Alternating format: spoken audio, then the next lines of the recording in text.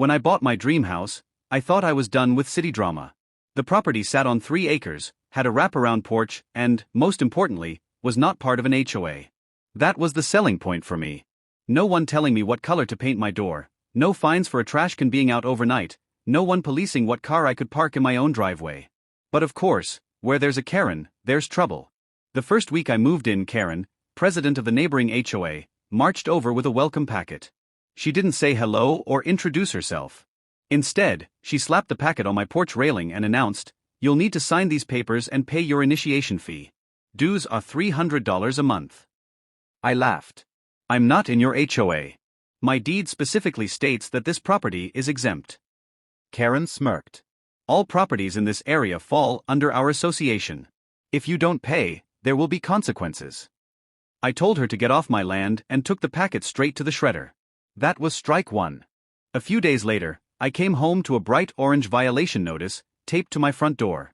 According to Karen, I was being fined $250 for unapproved exterior paint.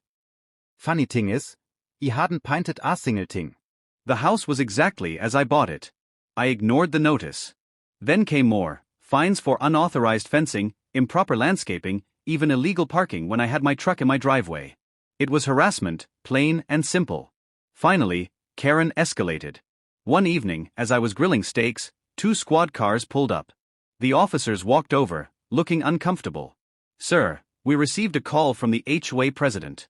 She claims you're occupying a property that doesn't belong to you," one officer said. I almost dropped my tongs. "She said what?" "She claims this house is HOA property and that you're refusing to vacate." I went inside, grabbed my deed, and handed it to the officers. "Read it, this is my Name, my Signature, my Mortgage." This house was never part of their HOA. Karen's wasting your time. The officers looked over the paperwork, nodded, and sighed. "Yeah, this checks out." "Sorry about this, sir. We'll have a word with her." But Karen didn't take the hint.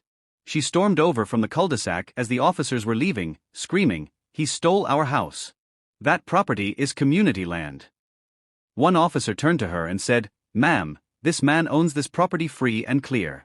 You've been warned. If you continue to harass him or file false police reports, you will face charges."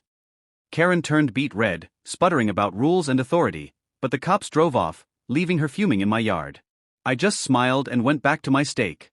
But here's the kicker. Karen actually tried to take me to civil court. She submitted a lawsuit claiming my property deed was invalid and that my house should belong to the HOA.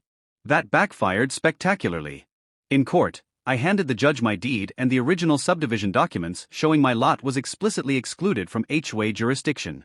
The judge didn't just dismiss her case, he scolded her for wasting the court's time. To make matters worse for Karen, my attorney pushed for sanctions. The judge agreed, ordering her HOA to pay my legal fees, over $7,000. After that, Karen's little army of board members turned on her. Homeowners were furious that their dues had been wasted on her personal vendetta. She was voted out as president within a month. And me? I still live here happily, mowing my lawn however I please, painting my shutters whatever color I want, and parking my truck proudly in my driveway. Sometimes, I see Karen walking her dog past my property, glaring at my house like it personally ruined her life. But the truth is simple, I didn't steal their house. I just refused to bow to her fake power trip.